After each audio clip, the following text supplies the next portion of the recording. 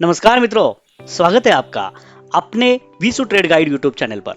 आज हम जान लेंगे टेक्निकल एनालिसिस के महत्वपूर्ण हिस्सा इंडिकेटर्स के बारे में।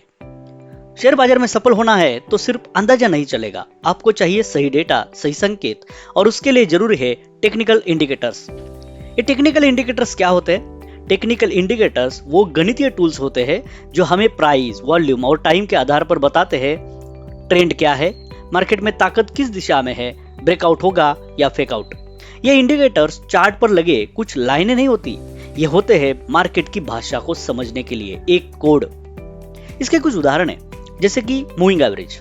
किसी स्टॉक की कुछ दिनों की औसत कीमत, इसको कहते हैं मूविंग एवरेज। इसमें दो प्रकार होते हैं, एक SMA, दूसरा EMA। SMA simple moving average, साधारण औसत।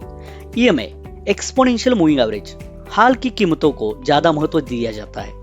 इसका उपयोग कैसे किया जाता है? अगर प्राइस मूविंग एवरेज के ऊपर है तो इसका मतलब प्राइस अप ट्रेंड में है, और अगर प्राइस मूविंग एवरेज के नीचे है तो इसका मतलब प्राइस डाउन ट्रेंड में है। जैसे कि अगर 50 दिन का हम मूविंग एवरेज लेते हैं तो प्राइस अगर 50 DMA को ऊपर से क्रॉस करेगी तो इसका मतलब ये बुलिश सिग्नल माना जाएगा। दूसरा इंडिकेटर लेते हैं RSI, relative strength index. RSI बताता है कि स्टॉक बहुत खरीदा गया है या बहुत बेचा गया है। इसका स्केल 0 से 100 तक, 0 से 100 तक होता है। 70 से ऊपर ओवरब्रॉट, बिकवाली का दबाव आ सकता है, और 30 के नीचे ओवरसोल्ड, खरीद का मौका हो सकता है, ऐसा माना जाता है।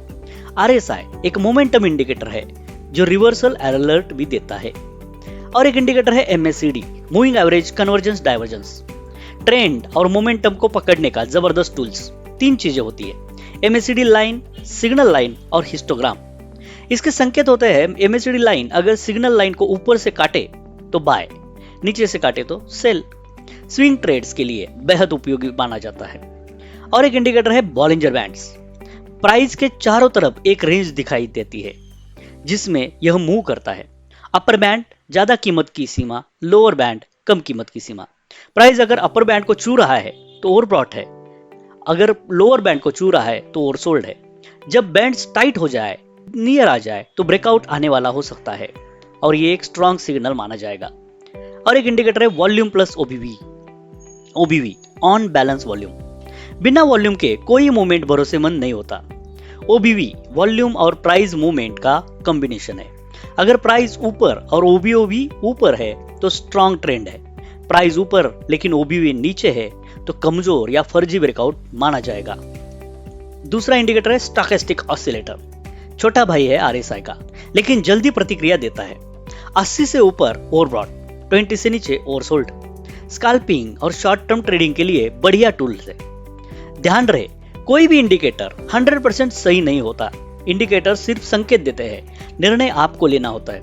सबसे अच्छे ट्रेडर्स इंडिकेटर्स को प्राइस एक्शन, ट्रेंड और सपोर्ट रेजिस्टेंस के साथ मिलाकर इस्तेमाल करते हैं। अंत में सारांश जान लेते हैं। टेक्निकल इंडिकेटर्स आपके हाथ में एक टॉर्च की तरह है, लेकिन रास्ता आपको खुद देखना और तय करना होता है। सीखिए, समझिए, प्रैक्टिस कीजिए और फिर विश्वास के साथ ट्रेड कीजिए। एक महत्वपूर्ण बात याद रखिए, अनुशासन, धैर्य और सही जानकारी, यही है सबसे बड़ा इंडिकेटर। हमसे ऑनलाइन शेयर मार्केट ट्रेनिंग के लिए व्हाट्सएप करें 7030200750 पर। Like, share and subscribe. Thank you.